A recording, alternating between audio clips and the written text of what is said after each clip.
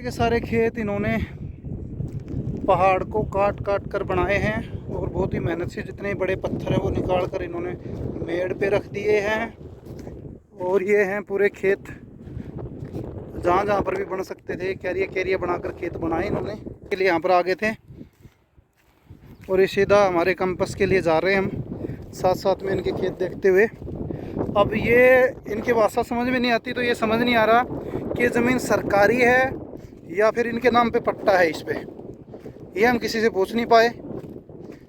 और अब जितना हम नीचे जाते जा रहे हैं, क्यारियों की साइज़ जो है वो बढ़ रही है, छोटी छोटी क्यारी जो है वो बड़ी बड़ी क्यारियों में बदल रही हैं, क्योंकि पहाड़ की जो मिट्टी बारिश के टाइम पे फिसल फिसल कर जो नीचे आ रही थी, उससे बड़ी बड़ी क्यारियाँ बन गई हैं।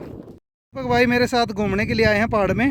ये भाई यूपी कानपुर से हैं और हम दोनों नौकरी एमपी में करते हैं। मैं हरियाणा का, ये यूपी का, नौकरी एमपी में, और अभी विधानसभा चुनाव के लिए कर्नाटक आए हुए हैं।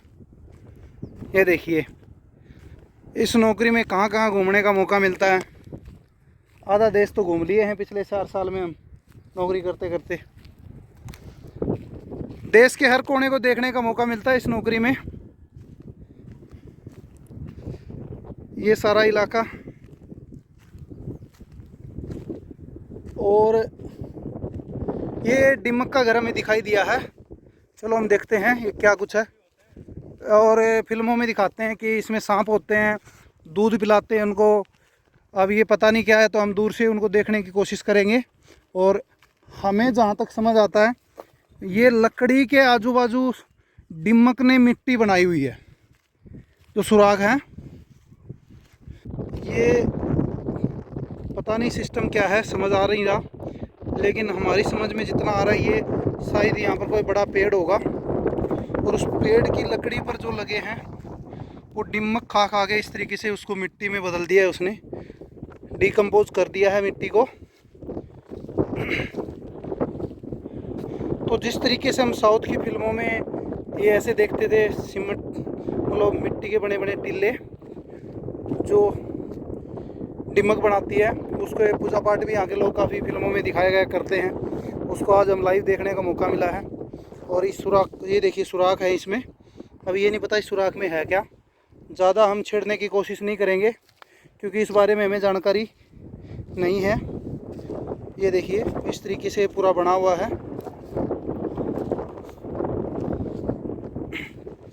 बाकी कोई इसके बारे में जानता है तो कमेंट बॉक्स में ज़रूर बताएं कि ये क्या कुछ है, इसको क्या बोलते हैं यहाँ के लोग।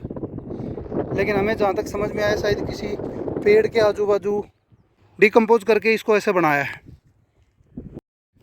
इस एरिया को देख के हमें बहुत ये मान सकते हैं कि हम बहुत ज़्यादा खुशकिस्मत हैं। जिस एरिया में हम रहते हैं वहाँ पर पानी की सुविधा है, बारिश होती है तो भी खेती करते हैं, ट्यूबवेल भी है, नहर भी है। लेकिन यहाँ के लोगों के लिए सिर्फ एक ही ज़रिया है, बारिश होगी तो खेती होगी, नहीं होगी।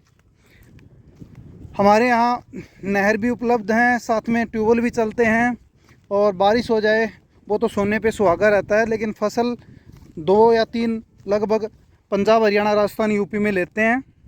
लेकिन कर्नाटका के जिस गांव में अभी हम हैं, वहाँ पर लोगों की ये विडंबना है कि सिर्फ बारिश पर निर्भर हैं। जैसे राजस्थान के कई गांव सिर्फ बारिश पर ही निर्भर हैं, वैसे ही कर्नाटका का ये गांव जो पहाड़ी इलाके में खेती करते हैं वो सारे बारिश पर ही निर्भर है। और हमें पिछले साल जो इन्होंने नरमा बोई थी, उस नरमा की कुछ लकड़ियां यहाँ पर मिली हैं, जो अभी बता रहे थे जिनसे हमने पूछा था। ये नरमा की लकड़ियां हैं, और इन लकड़ियों को देख के आप अनुमान लगा सकते हैं कि इसमें कितनी कपास हुई होगी। मतलब बिल्कुल छोटी छोटी ये कपास की लकड़ियां यहाँ पर हैं, तो बहुत ही कम कपास यहाँ पर हुई होगी इस खेत के अंदर। ये लकड़ियाँ उखाड़ के रखी गई हैं यहाँ पर।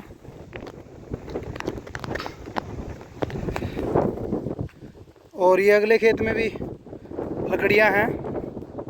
ये सारी की सारी कितनी छोटी छोटी सातरियाँ हैं यहाँ पर, देख सकते हैं आप। मतलब नरमा बहुत ही कम हुआ होगा यहाँ पर, और पूरा पथरीला एरिया है, आप देख सकते हैं। ये देखो मिट्टी बहुत ही कम है इसमें, पत्थरी पत्थर है, तो खेती कहाँ से होगी। पहाड़ों में घूम रहे हैं और कर्नाटका के खेत देख रहे हैं अभी कि इनकी क्या जीवन शैली है, आमदनी का क्या सोर्स है, किस तरीके से यहाँ के लोग जीवन यापन करते हैं। और एक किसान भाई भी खेत में बैठा हुआ है, अगर वो हमारी बात समझ पाया तो हम उनसे बात ज़रूर करेंगे और समझने की कोशिश करेंगे कि किस तरह की खेती वो कर रहे हैं यहाँ पर, अगर बता पाए तो।